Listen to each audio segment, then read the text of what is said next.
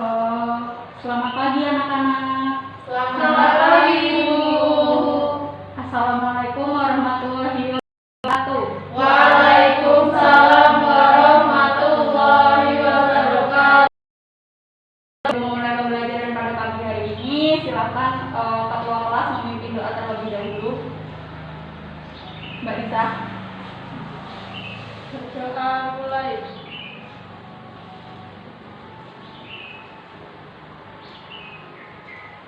Doa selesai.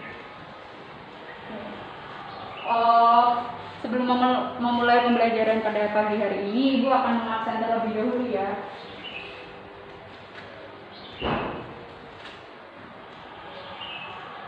Lisa? Hadir, Bu. Lisa? Hadir. Kiki? Hadir. Putri? Hadir, Bu. Hana?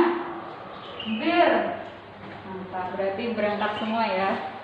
Oke. Pada pertemuan terakhir kemarin, ada yang masih ingat nggak mata pelajaran sosiologi terakhir materi apa yang Ibu sampaikan? Tentang konflik. Mantap, berarti masih ingat ya Mbak Putri ya? Iya. Masih ada yang ingat nggak kekerasan itu apa, konflik itu apa, perdamaian itu apa? Oke, jadi konflik itu merupakan suatu interaksi sosial yang termasuk disruptif ya. Jadi, oke. Terakhir kan terkait konflik, kekerasan, dan perdamaian. Nah, pada pagi hari ini Ibu akan menjelaskan mengenai faktor-faktor dari konflik sosial. Nah, faktor dari konflik sosial itu ada 4. Yang pertama, ada perbedaan individual.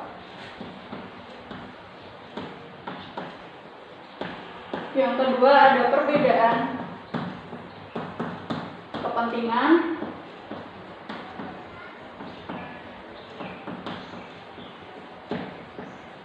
Yang ketiga, ada perbedaan kebudayaan. Yang keempat, ada perubahan sosial yang cepat atau sering kita sebut dengan revolusi.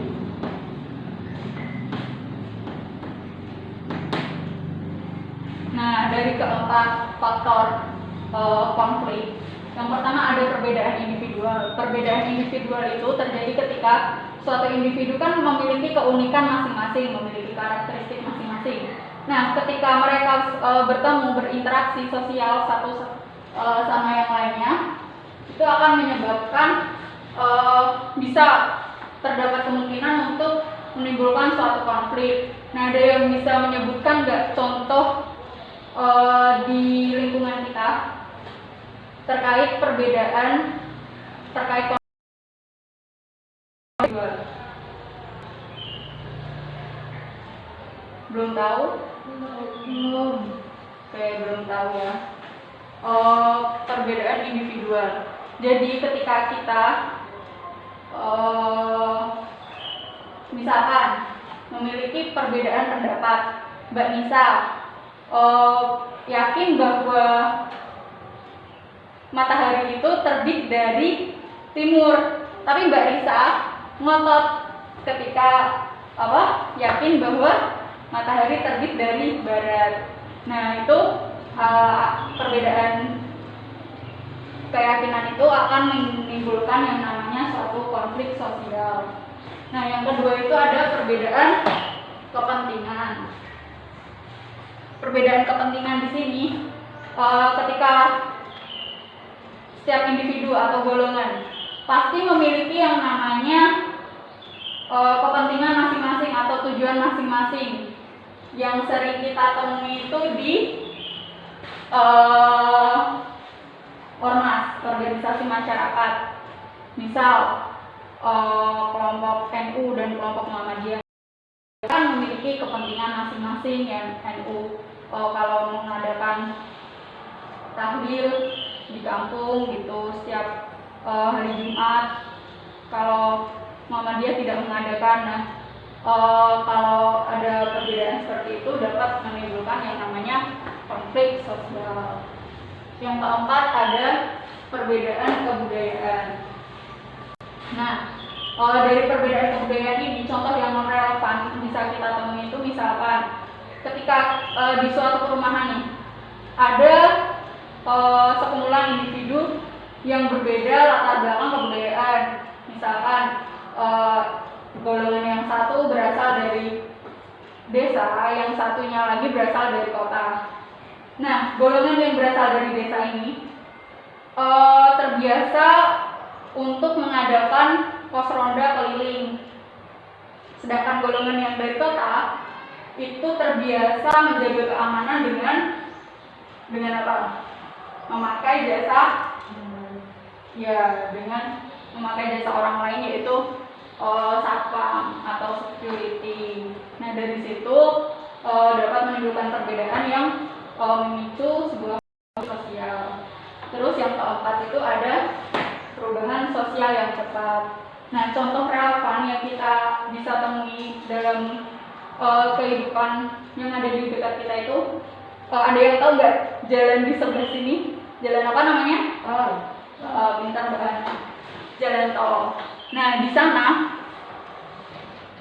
terdapat suatu konflik sosial di mana perubahan atau revolusi untuk tuntutan ekonomi, memperlancar perdagangan, itu kan pemerintah membangun yang namanya jalan tol. Tapi di sisi lain terdapat orang-orang atau golongan yang menerima dampak buruk dari adanya pembangunan tersebut, seperti para pemilik rumah makan yang tadinya sewaktu kalau lebaran mudik, sewaktu mudik kan tadinya kalau lewat jalan Pantura pasti mereka berhenti untuk makan minum di rumah makan tersebut, tapi karena adanya tol jadi mereka beralih semua ke tol dan para pengguna jalan itu memakainya rest area, bukan makan di tempat makan pinggir jalan seperti itu. Nah, kayaknya Mbak Kiki udah mulai ngantuk ya. Mbak Kiki mungkin bisa keluar untuk cuci muka terlebih dahulu ya. Nanti kalau udah selesai balik lagi. Terakhir kan kemarin Ibu udah memberikan penugasan. Ada beberapa soal pilihan ganda. Nah, sekarang kita cocokkan bersama-sama ya. Bisa dibaca soalnya satu per satu. Mulai dari yang depan, Mbak Hana.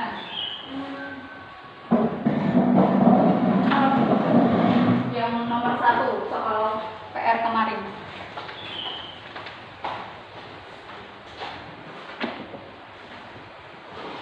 Persaingan, competition, contravention dan pertentangan atau pertikaian. Konflik merupakan bentuk interaksi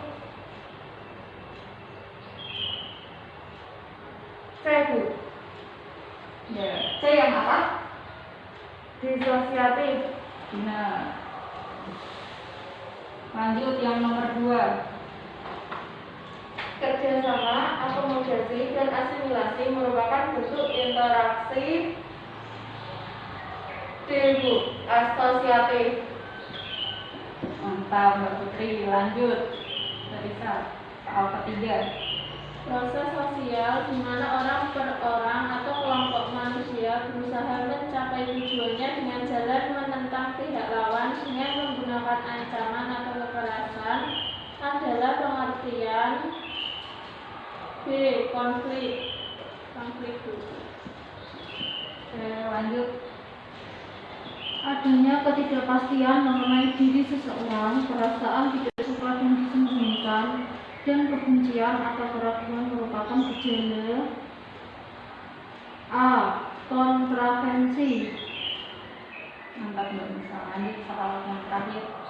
Berikut ini adalah bentuk-bentuk kontravensi kecuali C. Kontravensi terbuka. Oke. Jadi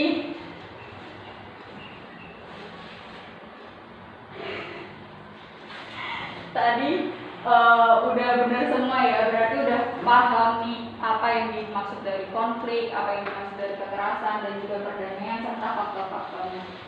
Nah, sebelum Ibu mengakhiri pembelajaran pada kali ini, ada yang bisa menyebutkan nggak tadi apa aja faktor dari konflik sosial? Siapa yang berani menyebutkan? Coba diangkat tangannya. Ya, silakan Mbak Sri. Ada perbedaan individual, terus perbedaan kepentingan, terus perbedaan sosial, terus perbedaan kebudayaan. Benar sekali. Jadi diingat-ingat ya, ada 4 faktor penyebab konflik, ada perbedaan individual, kepentingan, kebudayaan, dan revolusi atau perubahan sosial yang cepat. Nah, terima kasih untuk pembelajaran pada kali ini. Semoga Ibu harap pembelajaran kali ini bermanfaat buat anak-anak semua. Sebelum mengakhiri pembelajaran, berdoa menurut agama dan kepercayaan masing-masing, berdoa dipersilakan.